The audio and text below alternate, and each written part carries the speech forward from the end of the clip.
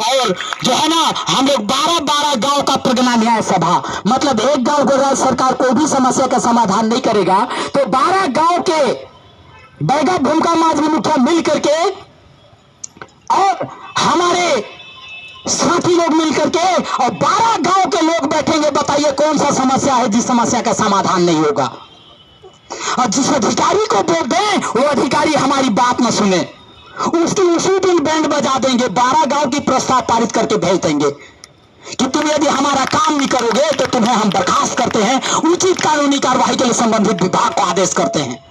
साथियों, यह आदेश में उसका बाप भी नहीं बचा पाएगा कोई भी अधिकारी को। तो पूरे सुशासन हमें चाहिए और गोंडवाना राज्य में सुख शांति और समृद्धि की जो कल्पना है, कल्पना नहीं, गोंडवाना राज्य में था। रघुनाथ शाह शंकर शाह गणमंडला के महाप्रतापी राजा महाराजा जो हुए, उनके शासन काल में साथियों सुख शांति और समृद्धि पूरे गोंडवाना भूभाग में चल रहा था। पर इन बेईमानों ने छल कपट के साथ उनको पकड़े और तोप के मुंह में बांध करके उनको चिथड़ा चिथड़ा कर दिए, जिसके कारण आज इनकी गुलामी वाली नीतियां सारे नीतियों को हमारे ऊपर थोपा जा। पर आप लोगों को याद दिलाऊं कि उन लोगों ने जो अंतिम इच्छा व्यक्त किया था वो अंतिम इच्छा आज ही हमारे देश के अंदर सर्वमान्य है। वो सर्वमान्य है, बोले थे कि हे धरती माई, हे धरती दाई, हम हमारी अंतिम इच्छा हम व्यक्त करना चाहते हैं। हे धरती दाई, ऐसे ऐसे धरती में लाल बेटा पैदा कर। हे धरती दाई, ऐसे ऐसे धरती में लाल बेटी बेटा पैदा कर। इनके बनाए मानव मनुष्य के बनाए गुलामी के कानूनों को काट काट के फेंके। अर्थात हे दाई, मानव मनुष्य के बनाए नियम कानून हमारे वंशजों के ऊपर लागू न होगा। साथियों, इसीलिए दूसरे समुदाय या दूसरे लोग देश में रह रहे हैं ना, उन लोगों को पुरुष शासन का अधिकार क्यों नहीं मिला? हमको मिला ना। क्यों? क्योंकि हमारे पुरखों ने अंतिम इच्छा व्यक्त किया और उनको तोप के मुंह में बांध करके उड़ाया। दुनिया में आप किसी को सुने तोप के मुंह में बांध करके उड़ाया? किसी को, किसी भी समाज के लोगों को उड़ाया? नहीं उड़ाया। वो हमारे गोंडवाना वंश के रघुनाथ शाह शंकर शाह बापो बेटा दोनों को एक साथ तोप के मुंह में बांध करके उड़ाना कोई छोटे मोटे खेल रही है। और आज हम लोग ये दो कौड़ी नौकरों से डरते हैं, जो लोग संविधान का खुला उल्लंघन कर रहे हैं, जो हर नियम कानून का खुला उल्लंघन कर रहे हैं, जो हमारे संरक्षक दिखाई देते हैं। पुलिस की वर्दी पहन करके हमारे जल जंगल जमीन को खत्म करने का षड्यंत्र दिखाई दे रहा है। देखो, ये पुलिस की वर्दी किसके लिए बनाई जाती है पता है? पुलिस की वर्दी हमारे देश की सुरक्षा के लिए है।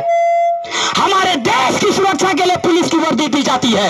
हमारे देश के दी जाती है वर्दी। हमारे यहाँ के मूल मालिक अनुसूचित जनजातियों के सुरक्षा के लिए पुलिस की वर्दी यानी गांव-गांव में थाने बैठाई जाती है। क्या देखा? पुलिस की वर्दी, एसडीएम तहसीलदार। क्या देखा?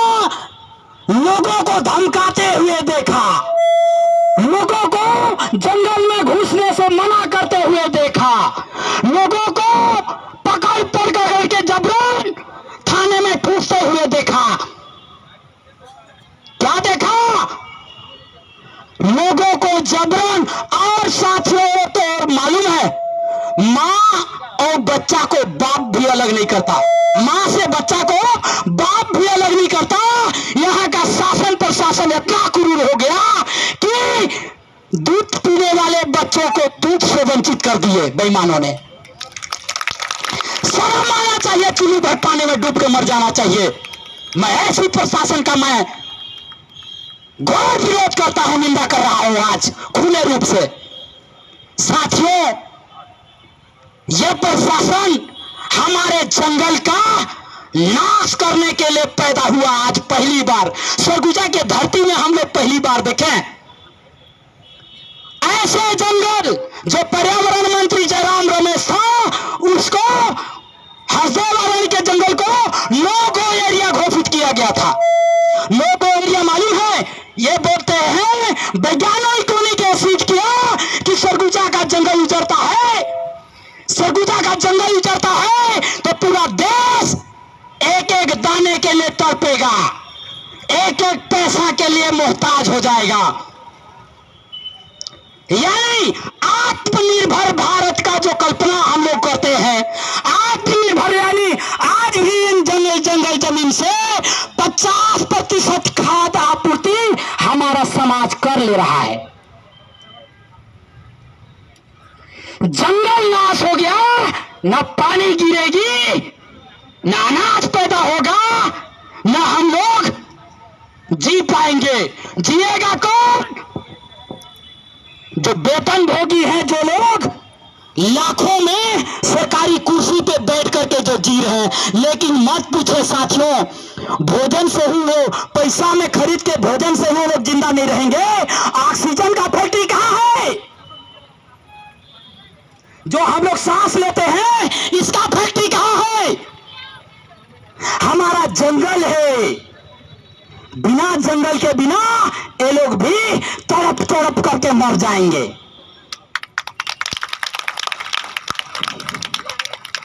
यानी जंगल है तो पानी है, और जंगल है और पानी है तो जीवन संभव है।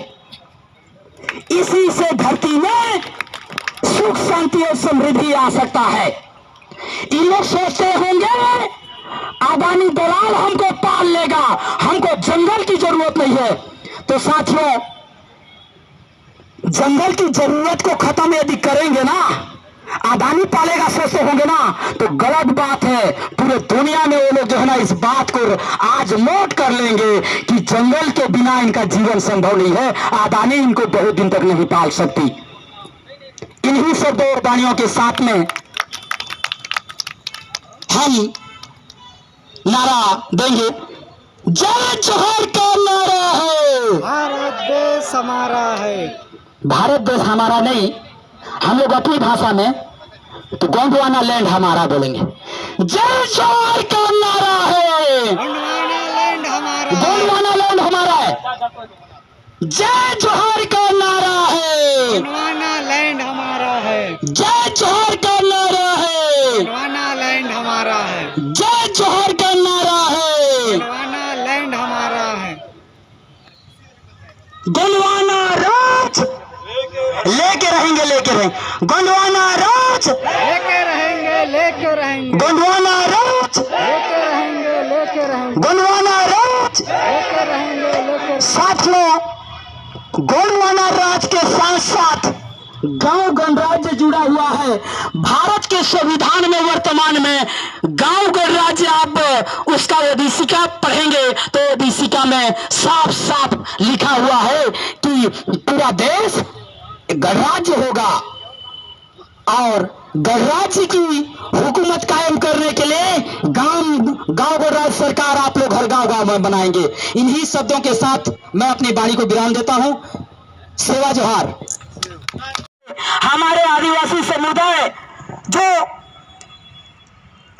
अभी 2022 चल रहा है, जो ये 2021 की जो जनगणना था, उसमें धर्म पर आधारित जनगणना होने वाला था, वो हुआ नहीं। साथियों, ये 2022 में हो सकता है चालू होता है, या 2023 में चालू हो जाएगा, और 2024 की जनगणना में हमारी जनसंख्या समाप्त करके ये लोग पूरे देश को हिंदू राष्ट्र घोषित कर दिए, हिंदू राष्ट्र घोषित कर दिए। और भारत के संविधान मात्र अभी चल रहा है, पर भारत के संविधान को समाप्त करके मनोवादी संविधान लागू षड्यंत्र चल रहा है। और हमारे आदिवासी ये 32% आरक्षण जो हम लोगों को जो मिला था वो उसकी सुरक्षा के लिए बहुत जन आंदोलन तो चली, मगर आप लोगों को बताऊं कि जो लाभ ले रहे हैं उन लोगों के पास में उन लोगों के लोग आज कहां गए? ये मंच में क्यों नहीं दिखाई दे रहे उनके परिवार वाले?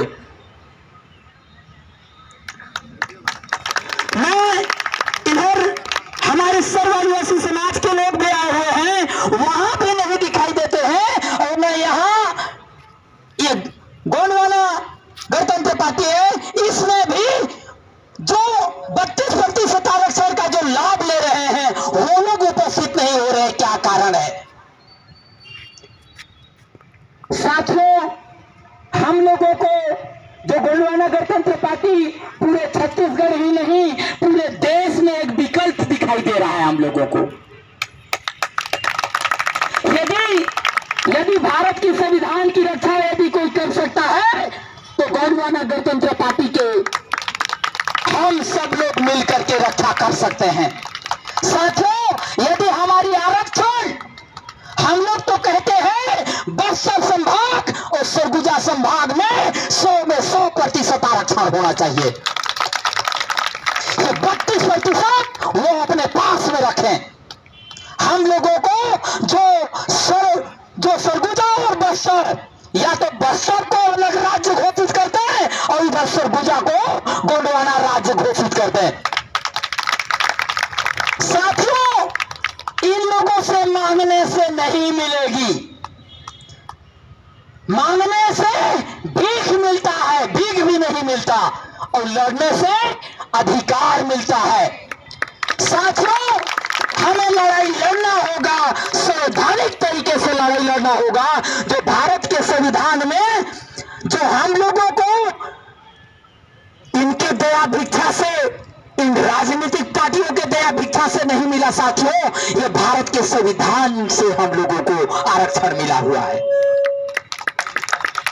ये कांग्रेस और भाजपा के लोगों ने हमें 32% आरक्षण नहीं दिया। इसीलिए हमारे एक एक जनमानस को, एक एक जनता को, एक एक गांव के कोतुरों को, एक एक अनुसूचित जनजाति के लोगों को ये बात पता होना चाहिए कि जिस तरह से हमारे आरक्षण को खत्म कर रहे हैं, तो आरक्षण को खत्म करने वालों को इस बार किसी भी गांव में घुसने न दिया जाए। यदि तुमको जूते की माला पहना करके और सिवान में जहां हमारा सिमरिया देता रहता है वहां ले जाकर के निकाली करें। यदि हम सैद्धांतिक तरह से और हमारे पूर्णा शक्ति के माध्यम से हम अपने संवैधानिक अधिकारों की रक्षा नहीं करेंगे साथियों, ये रक्षा नहीं हो पाएगी। हम केंद्र सरकार और राज्य सरकार को चुनौती दे रहे हैं इस समय में कि यदि हमारे देश में शांति और सुशासन चाहते हैं, यदि हमारे समाज में पूरे सरगुजा संभाग ही नहीं पूरा देश में हम चैलेंज कर रहे हैं कि कांग्रेस और भाजपा के लोग कान खोल करके सुन लें, आंख धो करके देख लें। इन लोगों को हम लोगों ने प्रतिनिधित्व का मौका दिया, इसका मतलब यह नहीं है कि इन लोग हमारे सर में चढ़ करके नाचें और हमारे अधिकार को समाप्त करें। यह हम कतई बर्दाश्त करने के लिए तैयार नहीं हैं। साथियों,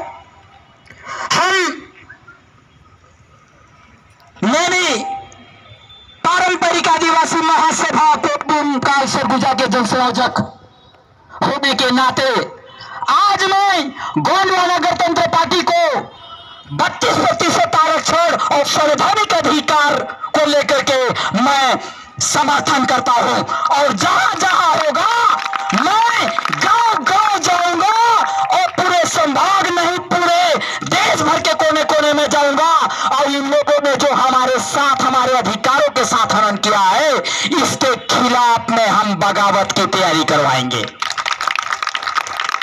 साथियों, यदि हमारे समाज अनुसूचित जनजाति के लोग यहाँ जितने भी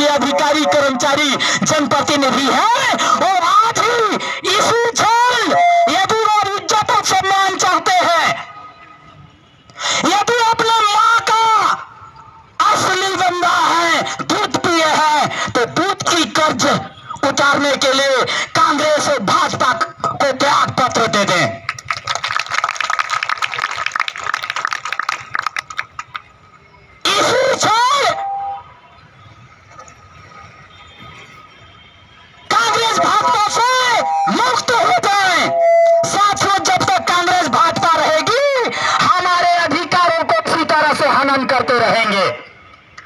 और उनके राज में आप लोगों को बताओ, देखें कितना क्रूरता पूर्वक, ऐसे तो अंग्रेज लोग नहीं करते होंगे।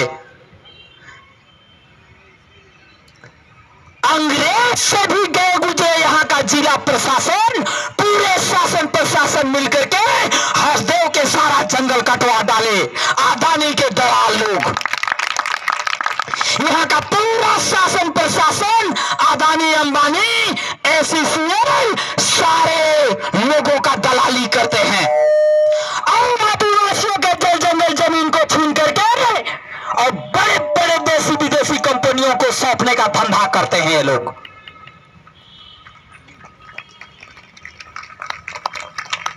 इससे साफ जाहिर होता है कि ये लोग हमारे संरक्षक नहीं हैं, यानी हमारे संवैधानिक कुर्सी पर बैठ करके हमारे अधिकारों को, संवैधानिक अधिकारों को हनन करने के लिए ही बैठे हुए हैं। इसीलिए साथियों हम लोग कहते हैं कि सरगुजा और बस्तर में 100 में 100% आरक्षण लाया जाए। नहीं, हम लोगों को खुद घोषित करना होगा। इसके लिए क्या करना होगा आप लोगों को बताओ।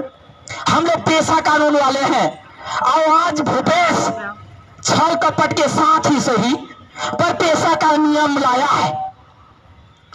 पेशा का नियम लाया, इसका मतलब यह है साथियों, मैं आप लोगों को बताऊं कि भले हम लोगों को अब राज्य सरकार को संविधान के भाग 9 धारा 4 को आप लोग पढ़ेंगे तो राज्य विधानमंडल को कानून बनाने का अधिकार ही नहीं है। अधिकार, नियम बनाने का अधिकार नहीं है कह रहा हूं। इसका मतलब क्या कारण मालूम है? यानी हमारे जो सामुदायिक संसाधन में सामुदायिक प्रबंध पद्धति के अनुरूप ही बना सकते हैं वो लोग कानून। उसके विरुद्ध में जाकर के राज्य सरकार को कानून बनाने का अधिकार नहीं है। साथियों, जो केंद्रीय पेशा कानून है उसके विरुद्ध में जाकर के इन लोगों ने कानून बनाया। खैर उसकी चिंता नहीं है। हमारे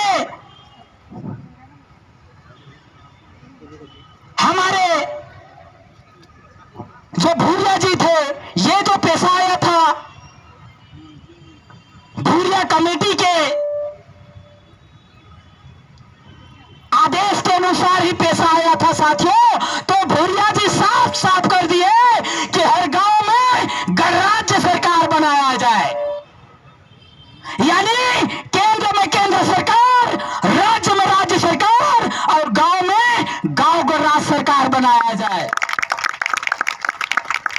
पर साथियों, केंद्र सरकार जो कानून बनाएगी वो राज्य में चलेगा राज्य सरकार के ऊपर, लेकिन राज्य सरकार बनाएगी और जो केंद्र सरकार बनाएगी वो दोनों कानून गांव और राज्य सरकार के ऊपर लागू नहीं होगा।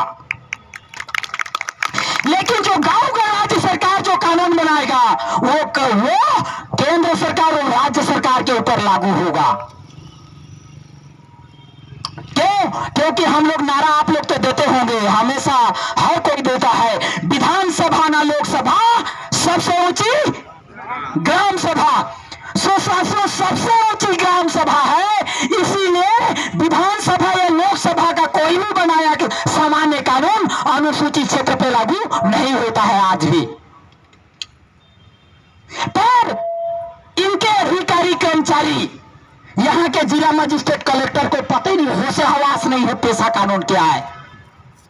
यहां का एसपी को पता नहीं है, कलेक्टर एसपी को पता नहीं है, और यहां गुंडा राज चल रहा है। गुंडा राज, कांग्रेस और भाजपा का गुंडा राज चल रहा है। इन लोग नियम कानून नहीं पढ़ते हैं कभी भी। भारत का संविधान, बाबा साहेब अम्बेडकर का लिखा हुआ भारत का संविधान पढ़ते ही नहीं है। यानी इनके नेता, इनके कर्मचारी सब घूसखोर है, घूसखोर। यानी घूसखोर मतलब हमारे सरगुजा संभाग में यह अनुसूचित क्षेत्र है, यहां घूस करके सरकारी कुर्सी में बैठ करके और घूस पे जी रहे हैं। कमीशन खोली। इसीलिए इनके पास जितने बड़े अधिकारी हैं सब लोगों के पास में अच्छा अच्छा कार दिखाई देगा। 50 लाख से किसी के पास में कोई अधिकारी कर्मचारी के पास में छोटा कार नहीं है, कम का कार नहीं। ये कहां से पैसा आता है मालूम है? ये अदानी से पैसा आता है इनके पास।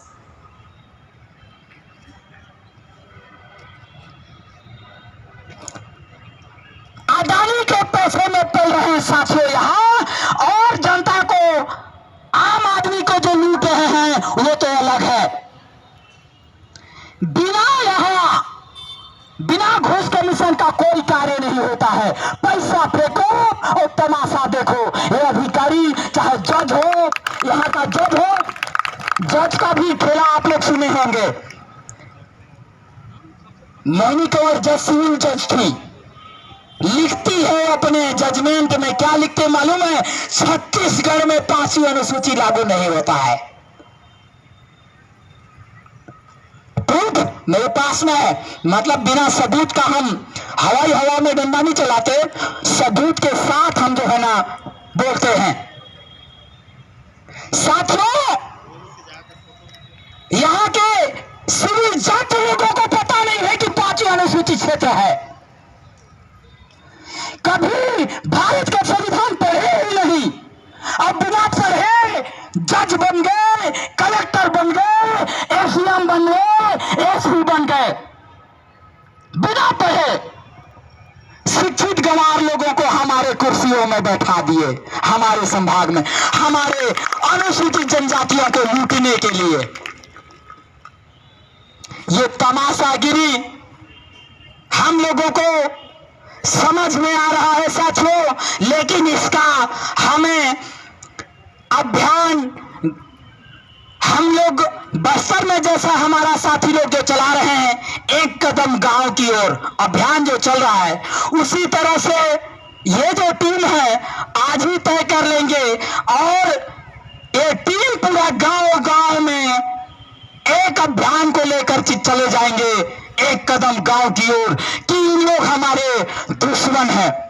ये हमारे कुर्सी पर, सरकारी कुर्सी पर बैठ करके सीधा डाका नहीं, डाकूगिरी होता है ना, चोर तो ऐसा चोरी करता है जिससे पता नहीं चलता है, लेकिन ये सीधा डाकूगिरी। पहले सुनते थे ना कि बीच रोड में जो है ना डाकू मिलते थे और जो है ना सब कुछ कपड़ा लता से लेकर के उसका एक एक सामान छीन लेते थे।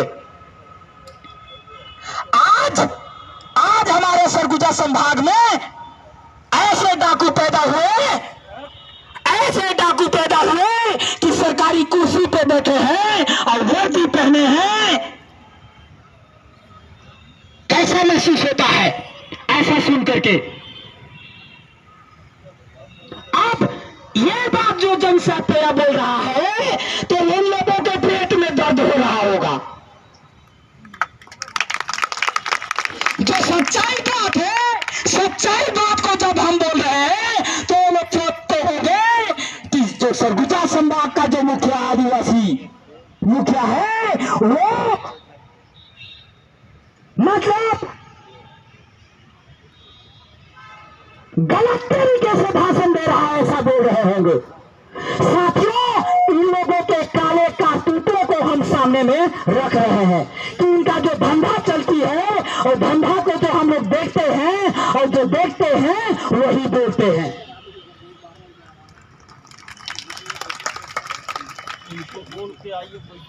तो इसीलिए आज हम लोग ज्यादा नहीं बोलेंगे। यदि ये लोग शांति और सुशासन चाहते हैं तो दलाली करना पूर्ण रूप से वर्जित करें। और ये लोग क्या खास कानून बनाएंगे? ये लोग तो लूटने के लिए इनकी जो कांग्रेस और भाजपा के जो लोकसभा विधानसभा जो बनती है ना, उस लोकसभा और विधानसभा में पर्यावरण सुरक्षा के लिए कानून नहीं बनाई जाती। पर्यावरण को उजाड़ने के लिए और उजाड़ करके जल जंगल जमीन को अदानी को देने के लिए कानून बनाते हैं लोग, और उसकी सुरक्षा यहाँ के जिला मजिस्ट्रेट, कलेक्टर, एसडीएम, तहसीलदार करते हैं। तो इसीलिए साथियों, मैं ज्यादा नहीं कहना चाहता हूं। इनके लोकसभा और विधानसभा का कानून सब गलत तरीके से हमारे ऊपर थोप करके हमारे लोगों को लूटने के लिए कानून बनाया गया है। इसलिए आज ही मैं घोषणा करता हूं कि हर गांव में गांव को राज्य सरकार बनाया जाए और सारे गांव को राज्य सरकार से कानून बनाया जाए और कानून को लागू कर लिया जाए। और जो हमारे कानून का उल्लंघन करेगा तो उसके लिए कड़ा से कड़ा दंड देने के लिए जो है प्रावधान भी रखा जाए। जब तक हम सारे संसाधनों के लिए मिल करके हमारे गांव को राज्य सरकार में, मतलब हमारे गांव को राज्य सरकार का विधानसभा कौन सा है मालूम है? ग्राम सभा ही विधानसभा है। और न्यायपालिका क्या है मालूम है? हमारा ग्राम सभा ही हमारा सर्वोच्च न्यायालय है। इसीलिए मैं आप लोगों को मनाना चाहता हूं, बताना चाह रहा हूं कि हमारा जो विधायिका है और हमारा जो न्यायपालिका है वो है ग्राम सभा। और ग्राम सभा में आप लोग जाइए और अपने अपने ग्राम सभा में ऐसा नियम बनाइए जो नियम को तोड़ेंगे, ऐसे तोड़ने वाले अपराधियों को सख्त कानूनी कार्रवाई के लिए प्रावधान रखेंगे, जिससे कि दोबारा वायु, ये हवा को ना कोई खरीद सके, ना कोई बेच सके और ना कोई छीन सके, इसके लिए प्रावधान बनाना है। साथियों, ऐसा ही प्रावधान हम लोग बनाएंगे तब हम पेशा के मूल भावना के मुताबिक, यानी भारत का संविधान में सब लोगों को सब कुछ अधिकार दिया गया था, पर अनुसूचित जनजातियों को के लिए कोई कानून मात्र एक ही शब्द में लिखा हुआ, मतलब जो है ना 5वीं अनुसूचित क्षेत्र में ये 2 चैप्टर मात्र 2 पन्ने की है। 5वीं अनुसूचित क्षेत्र, बहुत सारा चीज उसमें नहीं लिखा गया, लेकिन एक बात लिखा है। क्या लिखा 5वीं अनुसूची में? 5वीं अनुसूची में एक ही बात लिखा उसमें कि अनुसूचित जनजातियों को पूर्ण स्वशासन करने का अधिकार, यानी स्वशासन, प्रबंधन और नियंत्रण करने का अधिकार हमारे हाथ होगा। तो क्या हमारा यहाँ स्वशासन चल रहा है? हम लोगों का शासन चलता दिखाई दे रहा है? क्या हम लोग इन लोगों को आदेश दिए हैं कि तुम लोग हमारे जंगल को कटवाओ और अदानी को दे दो?